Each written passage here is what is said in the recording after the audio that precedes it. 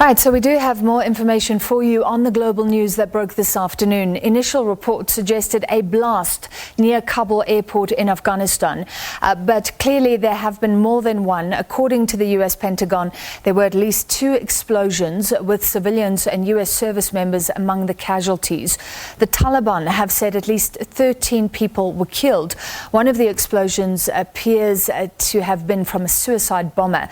Well, SABC News correspondent Nina Maria Potts now joining us from Washington. Nina, thank you as always. So the world has been watching these scenes at the airport with thousands of people pitching up every day, hoping to get a flight out. And then this extraordinary news today. What is the latest that you're hearing?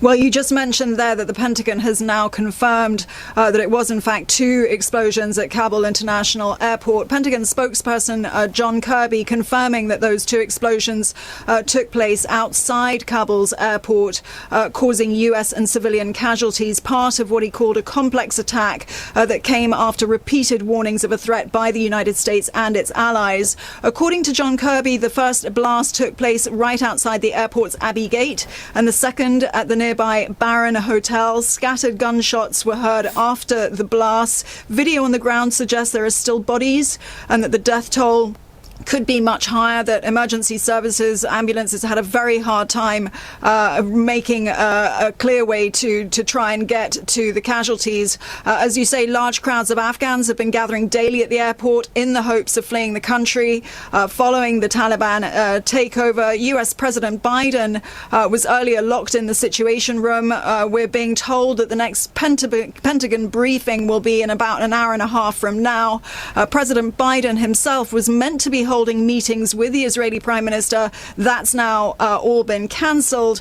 He was meeting this morning with his national security team. That included US Secretary of State Antony Blinken, his defense chief, Secretary Austin, Chairman Milley, and commanders on the ground. And we're being told that he will continue to be briefed on updates on the evolving situation throughout the day. Any sign of anybody taking responsibility for this?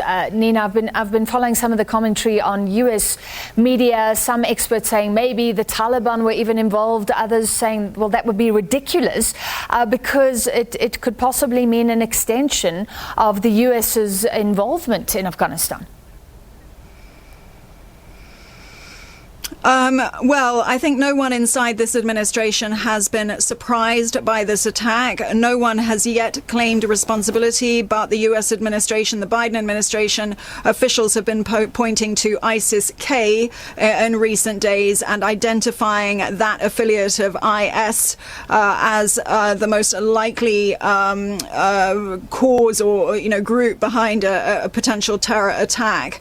Taliban officials themselves have been quoted as saying up to 13 people may have been killed, including children. There are reports on the ground that the Taliban members have been escorting certainly journalists to and from the airport. That seems unlikely, and those are unverified reports. The US Embassy in Kabul, as you know, warned late on Wednesday that people should avoid traveling to Kabul airport altogether because of an unspecified security threat. They advise that citizens at the airport gates should leave immediately. Australia and Britain also issued similar warnings. So the fact that this terror attack has happened, no one, I think, inside this administration is surprised. They did warn explicitly that ISIS-K poses a significant threat. Nina, finally, what does this mean in the short term? Lucy reporting that several countries stopping their evacuation efforts. So does it mean that citizens of foreign countries, never mind the Afghans who want to get out, could be stranded there, even US citizens? Yes, and the State Department has been saying that there's something like 1,500 Americans. They believe that 1,500 Americans may still be stranded in Afghanistan. The State Department throughout this week has been very explicit. They claim that they have been warning U.S. citizens for months to get out of Afghanistan.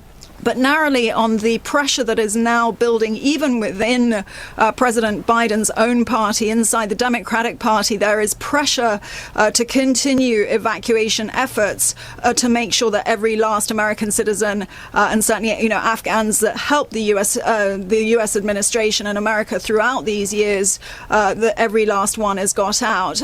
We had a message on Twitter earlier from former Vice President Mike Pence saying that he's praying for the 3 U.S. Marines and innocent civilians injured in the terror attacks near Kabul airport.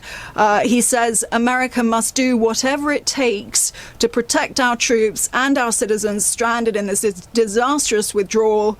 We're hearing the same from senior Democrats on Capitol Hill who are describing this as, a major humanitarian disaster, and that we owe it, Americans owe it to Americans left stranded there and to the Afghans to get everybody out. All right, thank you very much for that update, and we'll follow developments, as she says, the Pentagon to issue a new update in a short while. That was SABC News correspondent Nina Maria Potts reporting live from Washington.